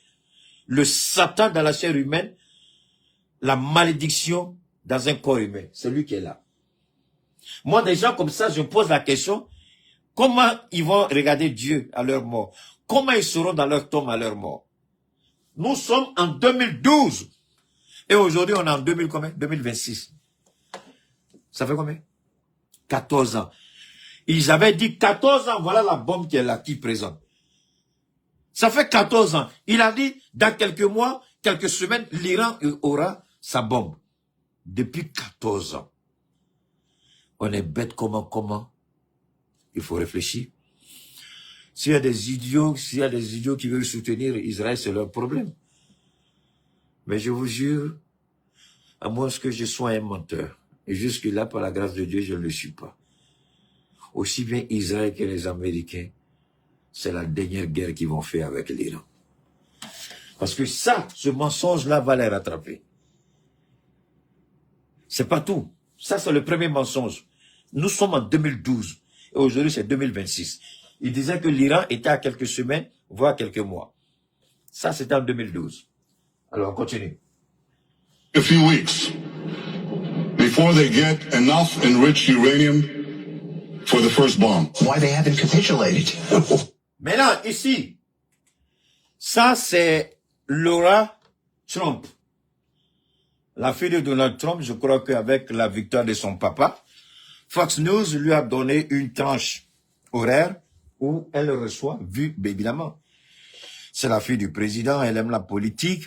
Donc pour se faire un nom, c'est comme ça que Donald Trump lui-même il a commencé. Hein. Il a commencé par ses propres émissions, ses propres shows, et puis il est devenu président. Donc, elle suit les traces de son papa. Et lui, c'est Steve Witkoff, l'envoyé spécial de Donald Trump dans le Moyen-Orient. C'est lui qui négocie avec la Russie, et c'est lui, avec un gendre, le mari de celle-là. Le mari de la fille de Trump. Ça, c'est la fille de Donald Trump qui est là. Donc, c'est son mari avec ce monsieur qui sont les envoyés spéciaux de Donald Trump. Regardez, il y a le secrétaire d'État qui est là, qui fait office de Premier ministre, qui fait office de ministre des Affaires étrangères. Mais jamais, pourquoi Trump n'utilise pas la voie constitutionnelle? Et je vous laisse réfléchir à ça aussi. Parce que le ministre d'État ou secrétaire d'État, Marco Rubio, est frustré, mais il ne peut pas le dire. Toutes ces négociations-là, c'est lui qui devait les mener, Marco Rubio. Mais Trump l'a écarté au profit de ce monsieur et de son beau-fils. Mais le même beau-fils, c'est son père, c'est-à-dire le beau-père de celle qui est là, la fille de Trump, là, c'est lui qui est ambassadeur en France. Et c'est lui qui a énervé Emmanuel Macron et tout le gouvernement français. Je crois qu'il y a eu une bavure policière où il y a un jeune homme qui a été tué. Je ne sais pas, la semaine dernière, quelque chose comme ça. Et le beau-père de celle-là, la fille de Trump, là, qui est ambassadeur en France, a mal parlé. Donc, comme accoutumé, le ministre des Affaires étrangères de la France convoque l'ambassadeur pour explication. Il refuse. Je crois qu'il a parlé avec Trump et Trump lui a dit, tu vas pas. Et le monsieur c'est un homme d'affaires, c'est un milliardaire, c'est un homme qui a eu la fortune dans l'immobilier. Donc la politique, il ne connaît pas. Donc Trump l'a nommé là parce que c'est son, comment on appelle ça? C'est son, enfin, sa fille a marié le fils du gars. Donc voilà un peu. Mais il n'est pas fini. Ils veulent faire cette guerre-là, pourquoi? Premier élément, je vous ai donné en 2012. On nous a dit que l'Iran était à quelques semaines, voire quelques mois de cette fameuse bombe. En 2012, ça fait 14 ans. Et voilà ce qu'on nous dit. Maintenant, rappelez-vous, la dernière fois, je vous avais dit quelque chose d'autre. J'ai dit que Donald Trump dit, il ne comprend pas. Comment il déploie cette armada de puissance militaire à la porte de l'Iran, et jusque-là, l'Iran reste inflexible sur sa position, et que Trump est humilié. C'est le passage qui est là. Why under this sort of pressure? Tu vois? Why under this sort of pressure, with the amount of superpower, comment, après toute la pression que nous avons mis, avec cette présence massive d'armada, l'Iran ne panique même pas. Et Trump, ça c'est Steve Witkoff qui est là, c'est son envoyé qui est là. Il dit, Trump dit, il ne comprend pas. Il est dépassé. Et bon, maintenant on va écouter pourquoi. Maintenant, écoutons la suite. With the amount of sea power, naval power that we have over there, why they haven't come to us and said, we profess that we don't want a weapon. Donc, Trump, il dit, on a les armes qu'on avait mis à la disposition de l'OTAN en Europe de l'Est par rapport à la Russie. Trump a rappelé toutes ces armes-là. Il dit, en faisant ça, je croyais que l'Iran allait dire qu'on va négocier. Mais l'Iran refuse. Il dit, je ne comprends pas. Je suis dépassé. Mais ce n'est pas tout, parce qu'il y a des généraux, continuons d'écouter. It could be due to the fact that members of the Trump administration, including Middle East envoy Steve Witkoff, is lying about Iran and how these negotiations are going. Alors, Trump a menti depuis le début avec cette affaire d'Iran. C'est ce que la dame là va démontrer tout à l'heure, mais on ne va pas tout écouter. Parce que Trump, après lui-même, rappelez-vous en 2025, après avoir utilisé les B2 Spirit, il est sorti dire que nous avons anéanti toutes les capacités militaires de l'Iran. Ils ne pourront jamais obtenir cette arme nucléaire. C'est Trump qui avait dit ça. Alors les gens se posent la question, mais attendez, mais c'est vous qui avez dit que vous avez fait tout ça. Mais pourquoi maintenant vous déployez toutes ces armes-là? Qu'est-ce que vous allez faire là-bas? C'est là que le Sénat et le Congrès disent que Trump a menti. Et pour les Américains, quand tu fais ça, c'est un parjure. Il peut être destitué pour ça. Il peut avoir des problèmes pour ça. C'est pourquoi les conseillers politiques lui ont dit, tu fais ça, si l'Iran coule un seul navire, ou abat un seul F-35, ou un B de Spirit, Trump, rien ne pourra empêcher ta destitution. Parce que ce que tu as dit en 2025, ils vont faire ressortir. Donc tu as menti. Ils vont utiliser ça contre toi. Donc ce qui fait que Trump, aujourd'hui il y a un problème. Tous les conseillers militaires du Pentagone, je répète, tous les conseillers militaires du Pentagone disent de façon claire et nette que cette guerre, si Trump veut la faire et croyant qu'il va faire une guerre éclair, il dit que ça n'arrivera pas. Il peut lancer 200 missiles en même temps s'il le veut.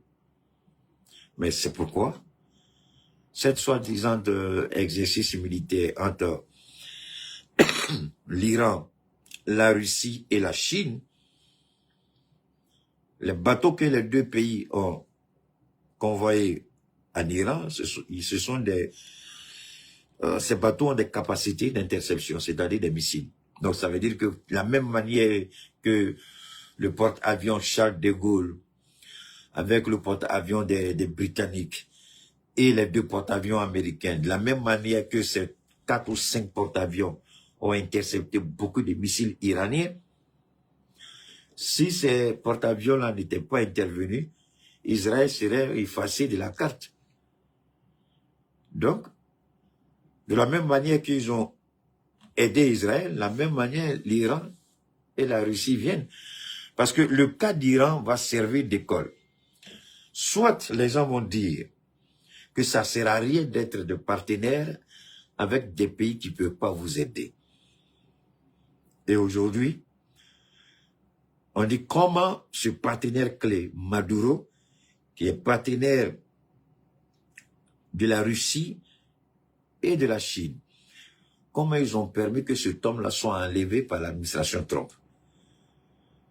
Donc, ce n'est plus une question de simple guerre. Ces deux pays-là, la Chine et la Russie, jouent leur crédibilité. Est-ce qu'on peut faire confiance à des partenaires qui ne nous soutiennent pas? Est-ce qu'on peut croire à des partenaires en cas de situation, ils ne font que faire des discours fleuves et puis c'est fini. C'est pourquoi cette fois-ci, vous avez vu que les deux pays se sont engagés militairement.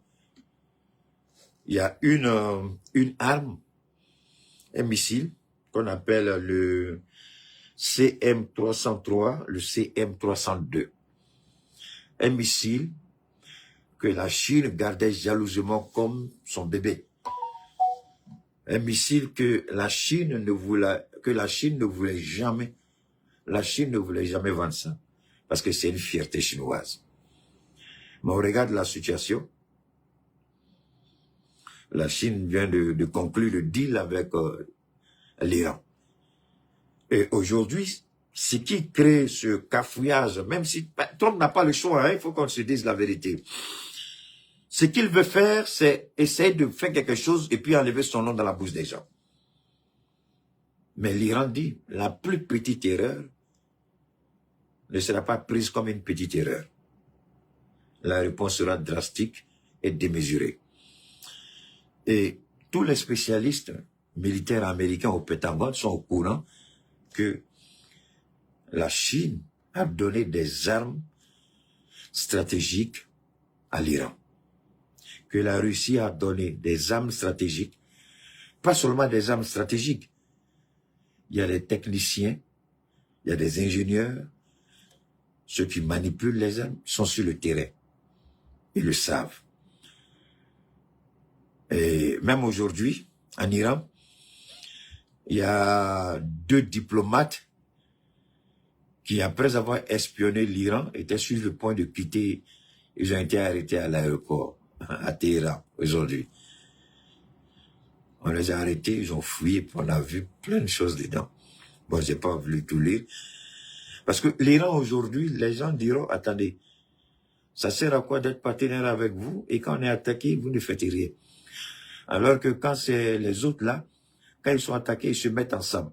Pourquoi on est toujours seul? Non. L'Iran a interpellé et les Américains et les Chinois. Ce qu'il faut retenir, moi je le dis toujours, j'insiste et je persiste. Trump n'a pas le choix. Il doit intervenir. Mais cette intervention-là va sceller aussi le sort de Trump et d'Israël. Parce que les missiles, en plus des missiles hypersoniques dont dispose l'Iran, les missiles Oreshnik de la Russie que vous connaissez, le tueur de l'OTAN, quand la Russie a frappé, vous avez vu, ils sont allés faire quelque chose d'extraordinaire à attribuer les Nations Unies. Bon, quand vous regardez encore ce fameux missile, le CM303, vous pouvez rentrer après, vous tapez sur Google, mais vous tapez sur qu'on appelle YouTube, missile chinois CM303. Vous avez toutes les informations dedans. Mais ça, c'est un missile qu'on a dit à Trump que l'Iran est sur le point d'acquérir. Mais attention, quand on vous dit dans un pays comme l'Iran ou la Chine que vous êtes sur le point d'acquérir, c'est que vous avez déjà ça. Voilà. Et les Américains se posent la question, mais comment ils vont faire? Parce que c'est un missile tellement fort et efficace, les 2 ou 3 navires, là, il fait deux missiles, ça suffit pour faire couler ces porte-avions. Et la question que les gens disent, est-ce que ça en vaut la peine? Mais il y a l'honneur de Trump qui est en jeu. Les gens, vous savez, sur le plateau en Europe, ils ont fait une petite démonstration. Trump devait, d'après lui, les protestations que eux-mêmes ils ont orchestrées, il était sur le point, d'après lui, de frapper l'Iran. Si l'Iran continuait à exécuter. Et l'Iran, et puis du coup, on voit que Trump s'est rétracté. Et puis la voix, comme sa spécialité, c'est envoyer les messages sur son truc là.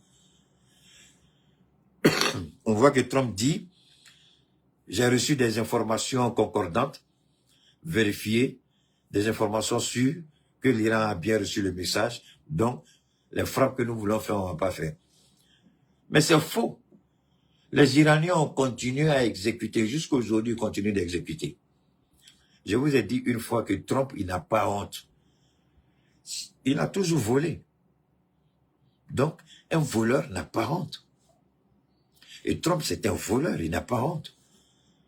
Devant tout le monde, il dit l'Iran a reçu le message, mais l'Iran continue d'exécuter. Tous les terrestres continuent de les exécuter. Je vous ai dit qu'ils ont arrêté deux diplomates occidentaux, non? L'Iran continue. Mais Trump sort, il parle. En fait, le monde a donné le micro aux États-Unis. Le monde a donné son oreille aux États-Unis. Donc, il se lève, il monte comme il veut dans nos oreilles, il pondent des contre-vérités, et on n'est pas en mesure, nous, d'élever le niveau de débat et contredire toutes ces contradictions-là. Apporter des démentis. L'Amérique, et je suis heureux, c'est des Américains qui disaient ça. La même explication que je vous ai donnée lors de ma dernière sortie, en disant que la conception des bateaux, les porte-avions, ou les avions qui qualifient, la technologie de cette époque n'est pas la technologie d'aujourd'hui. On est beaucoup avancé en termes de furtivité, en termes de hypersonique, c'est-à-dire 10 fois, 3 fois, 4 fois, 5 fois la vitesse du son. Donc, pour être honnête, cette supériorité américaine repose sur des chimères, sur des fantasmes, sur des spéculations. Nous acceptons parce que c'est eux qui ont dit. Mais si l'Amérique est vraiment cette puissance-là, il y a longtemps, elle aurait mis l'Iran à genoux. Il y a longtemps, elle serait intervenue en Iran. Pour aller enlever Maduro, vous avez vu le déploiement militaire qu'ils ont fait au port du Venezuela? C'est l'intimidation. Et si l'intimidation ne marche pas, ils veulent le soutien des alliés. Et aujourd'hui, aucun pays européen ne veut accompagner Trump dans sa folie. Pourquoi? À cause des bêtises qu'il a faites, les tarifs douaniers. Donc, les Européens sont heureux de voir Trump isolé. Et aujourd'hui, eux qui prétendent que la Russie est isolée, la US est isolée. Mais Donald Trump est plus isolé qu'on ne peut l'imaginer. Je m'arrête encore un instant. Quand c'est Donald Trump qui dit des bêtises, vous avez vu les guignols là, les Ivoiriens guignols là. Quand c'est Trump qui dit des bêtises, on cherche à s'accommoder parce que c'est le président des États-Unis. Mais quand c'est Assimi, les putschistes. Quand c'est Ibrahim, les putschistes. Quand c'est Tiani, les putschistes. Mais ce que Trump fait là, aucun président de l'AES ne va même imaginer faire ça. Qu'est-ce que vous allez penser de nous? Qu'est-ce que vous allez dire de nous? Vous voyez, le monde est fait d'exemples concrets tous les jours qu'on marche. Mais seulement les malhonnêtes, les esprits pervertis et pervers refusent de voir ou d'accepter la vérité. Ce que Trump fait, imaginez Poutine faire ça. Imaginez Xi Jinping de la Chine faire ça. Imaginez Kim Jong-un de la Corée du Nord faire ça. Mais quand c'est eux, on trouve des artifices pour expliquer. C'est un peu, voilà la réalité du monde dans lequel on vit. Mais moi, je vais donner un conseil aux Sénégalais. Les temps durs vont commencer pour le Sénégal. Parce que quand vous vous attaquez à ces homosexuels, à ces pervertis, à ces pervers, à ces animaux humains, à ces animaux qui ont la forme humaine, à ces animaux qui ont à ces dénaturés humains, quand vous vous attaquez à eux, moi je ne suis pas une institution, donc il ne peut rien me faire. Mais le Sénégal va commencer à payer cher. Ils vont attaquer le Sénégal. Ils vont mettre la pression. La dette colossale que Macky Sall a laissée, et que eux, ils sont en train de gérer. On va faire ci comme c'est vrai. On me dira l'administration est une continuité. Je suis 100% d'accord avec vous. Mais Ousmane Sonko connaît les risques. C'est pourquoi je vais dire aux Sénégalais, sortez des émotions et soutenez votre gouvernement. Soutenez parce qu'ils auront besoin de vous. Les moments difficiles vont commencer. Ce ne sera pas le moment pour vous de faire des grèves. de faire des contestations. Vous ne ferez que plonger le Sénégal encore dans les ténèbres. Et ça, c'est le... Vous me connaissez assez bien. Je ne fais pas l'apologie ou la propagande d'un régime. Mais vous aurez besoin d'être soudés avec votre gouvernement. Quand vous attaquez les homosexuels, j'ai vécu dans le pays où ils sont rois. Je connais leurs pratiques. Il n'y a pas un secteur économique aux États-Unis où ceux-là, ils ne sont pas dedans. Il n'y a pas un secteur économique aux États-Unis où les homosexuels ne sont pas actionnaires majoritaires ou minoritaires. Ils sont partout, dans tout. C'est pourquoi, si tu ne veux pas y rendre, la tâche est difficile. Donc, comme le fait les États-Unis si bien, manipuler des gens pour attaquer, ils peuvent le faire. Donc, je demanderai aux Sénégalais d'être forts et de ne pas rentrer dans des petits calculs. Parce que, comment comprendre que toi, tu sais que tu as le VIH-Sida, et puis tu vas sortir avec une femme qui n'a rien fait, son seul tort, peut-être, c'est de t'avoir aimé. Alors que tu sais que tu n'aimes pas femme. Mais comme tu as ça là, tu vas distribuer. Et c'est la guerre qu'ils vont mener au Sénégal. Mais en Côte d'Ivoire, la guerre a déjà commencé. Mais dans tous les cas, moi je vais dire une chose aux homosexuels de Côte d'Ivoire.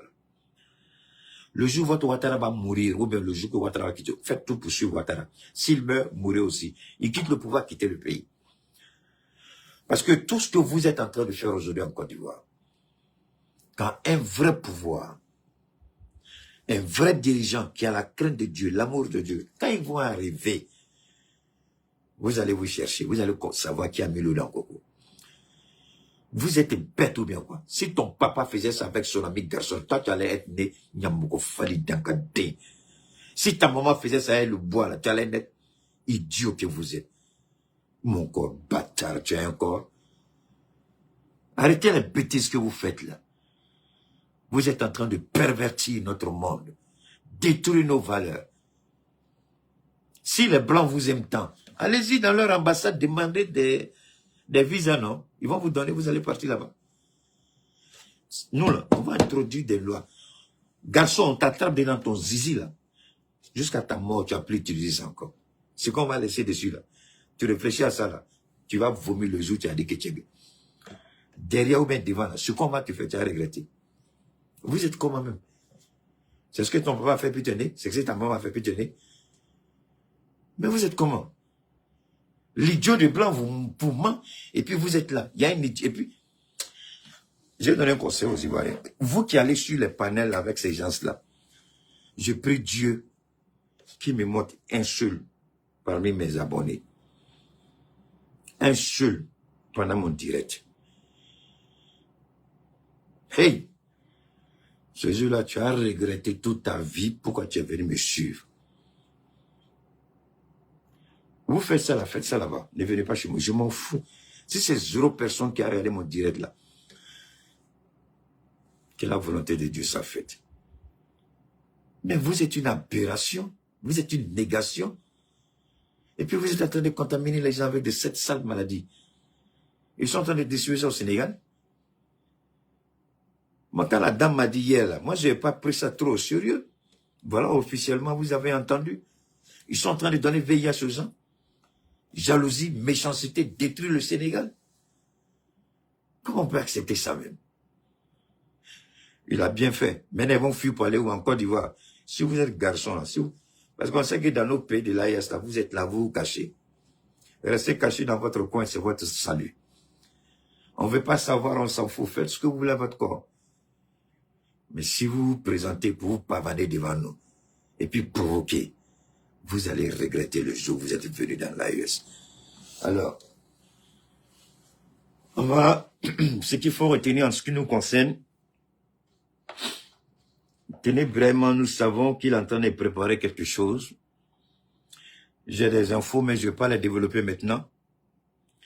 Je vais attendre à avoir certaines confirmations d'abord avant de vous les présenter. Et que Tenez vraiment se dise que je suis au courant de ce qu'il est en train de préparer. Et que nos services de renseignement sont en train de travailler sérieusement là-dessus. Tenez vraiment, j'ai dit une chose, tu ne seras pas présent en Côte d'Ivoire. De toute façon, j'ai dit pouvoir... comment il s'appelle le gars qui est mort là? Comment il s'appelle le gars là? Comment il s'appelle le gars qui est mort là? Premier ministre qui est mort là? Gon Coulibaly. De toute façon, j'ai dit Gon Coulibaly. Ouattara l'a choisi, il ne sera pas président en Côte d'Ivoire là. Tenez vraiment, c'est la même chose, je te dis.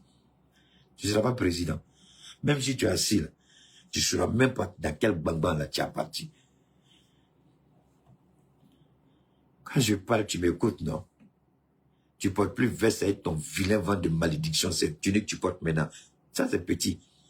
Si tu veux, il faut porter un gros bobo. Oh, mais vous ne savez pas ça, il a changé un télé, vraiment. Il dit, le gars, le Malien, là, il m'attaque.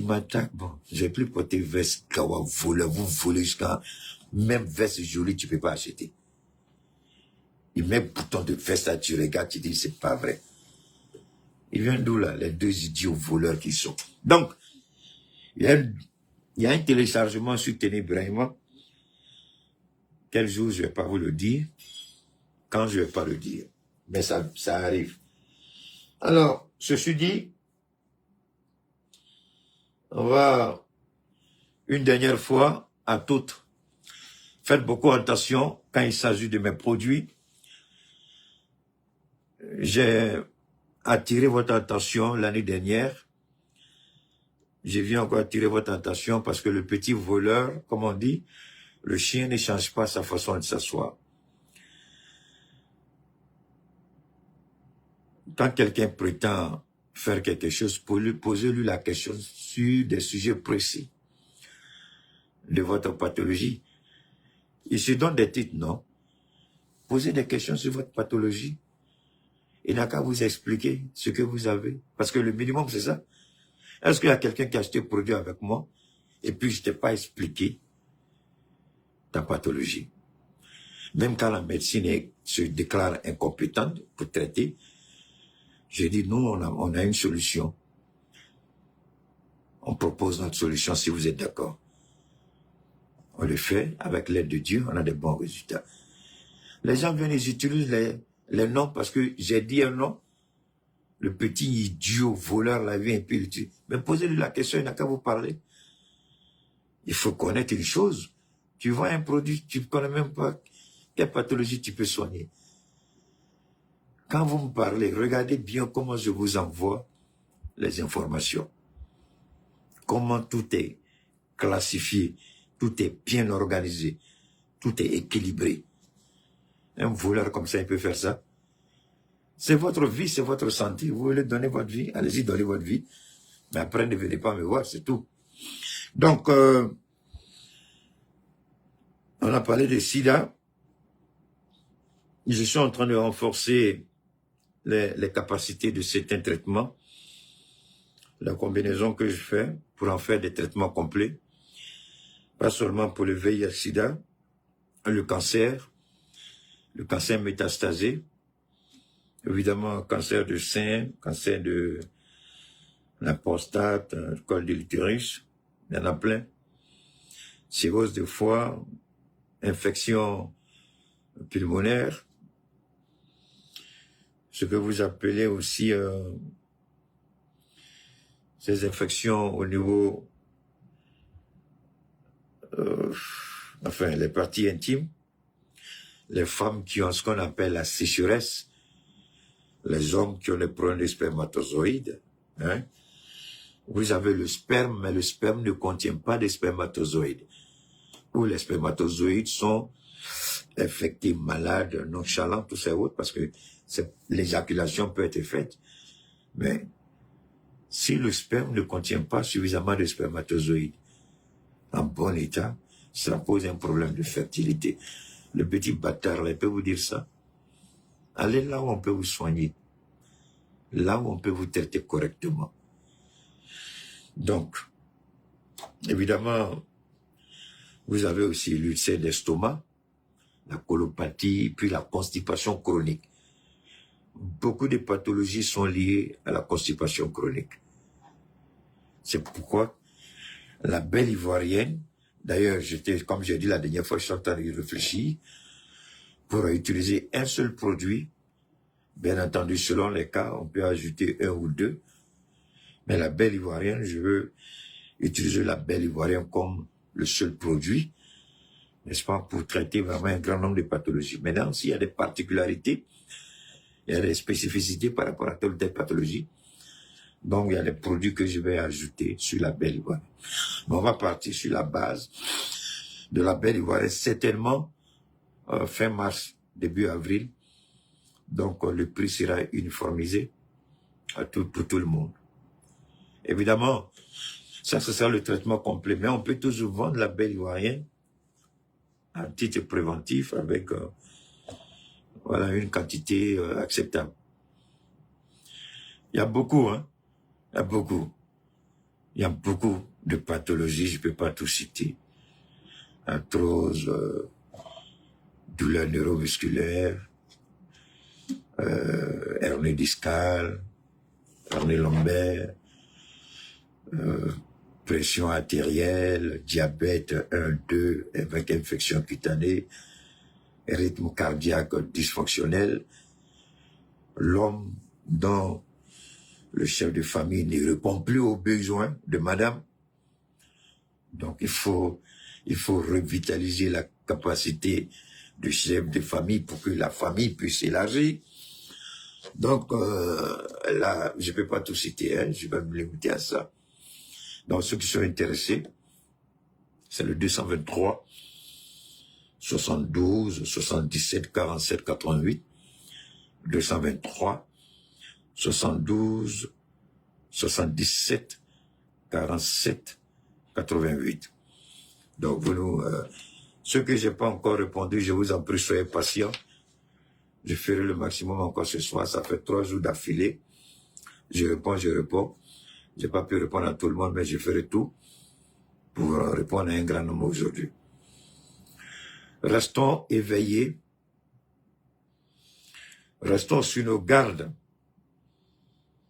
La spiritualité, comme je le disais la dernière fois, ce n'est pas à moi de condamner quelqu'un par rapport à son choix. Souvent, nous musulmans, on ignore que Dieu s'est appuyé sur le christianisme pour que l'islam avance. Lorsque les idolâtres à la Mecque voulaient s'attaquer à notre prophète, à l'islam, Dieu a révélé à son serviteur d'aller dans ce pays. J'oublie toujours le nom du pays. Quand ils sont arrivés, les idolâtres là ont envoyé des gens après eux pour aller mentir. Mais celui qui a représenté le prophète ce jour a parlé avec clarté. Et tout ce qu'il a dit était mentionné dans la Bible. C'est ainsi que ils ont trouvé refuge. Le nombre a commencé à croître. Ils sont venus à Médine. Il a pris contrôle à Médine. Et de Médine, ils sont allés conquérir la Mecque. C'est là le premier pèlerinage, je crois, a commencé. Le pèlerinage n'a pas commencé seulement avec l'islam à la Mecque. Les idolâtres faisaient le pèlerinage à l'époque. Ils faisaient des choses hein, à l'époque, les idolâtres. Chaque année, ils allaient adorer leurs 300 et quelques dieux qui étaient au sein de la Kaaba. La Kaaba initialement construite sur instruction de Dieu par Ibrahim, mais les gens ils ont tourné le dos à Dieu et puis ils ont commencé l'idolâtrie. Ce que nous pouvons dire et ce que nous disons toujours, c'est la même chose, non pas d'autre chose. Moi, je ne suis pas là pour condamner quelqu'un. C'est pas mon devoir. Mais Si tu commets ce qui n'est pas moralement acceptable ni admissible, je le dénonce. L'homosexualité n'a jamais fait partie du programme de Dieu.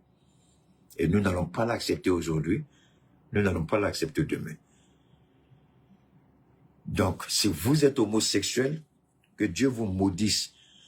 Si vous voulez vous repentir, que Dieu vous accorde sa grâce. Si vous pensez que c'est un mode de vie extraordinaire, que Dieu vous montre ce que l'homosexualité peut causer. Est-ce que vous avez vu les homosexuels avec le VIH-Sida?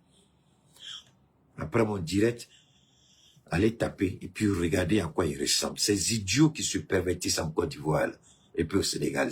Allez-y, regardez. On vous montre quelqu'un homosexuel avec le VIH-Sida. Allez-y, regardez à quoi ça ressemble. Merci infiniment. Merci infiniment à toutes et à tous. On garde le contact et à très bientôt, Inch'Allah.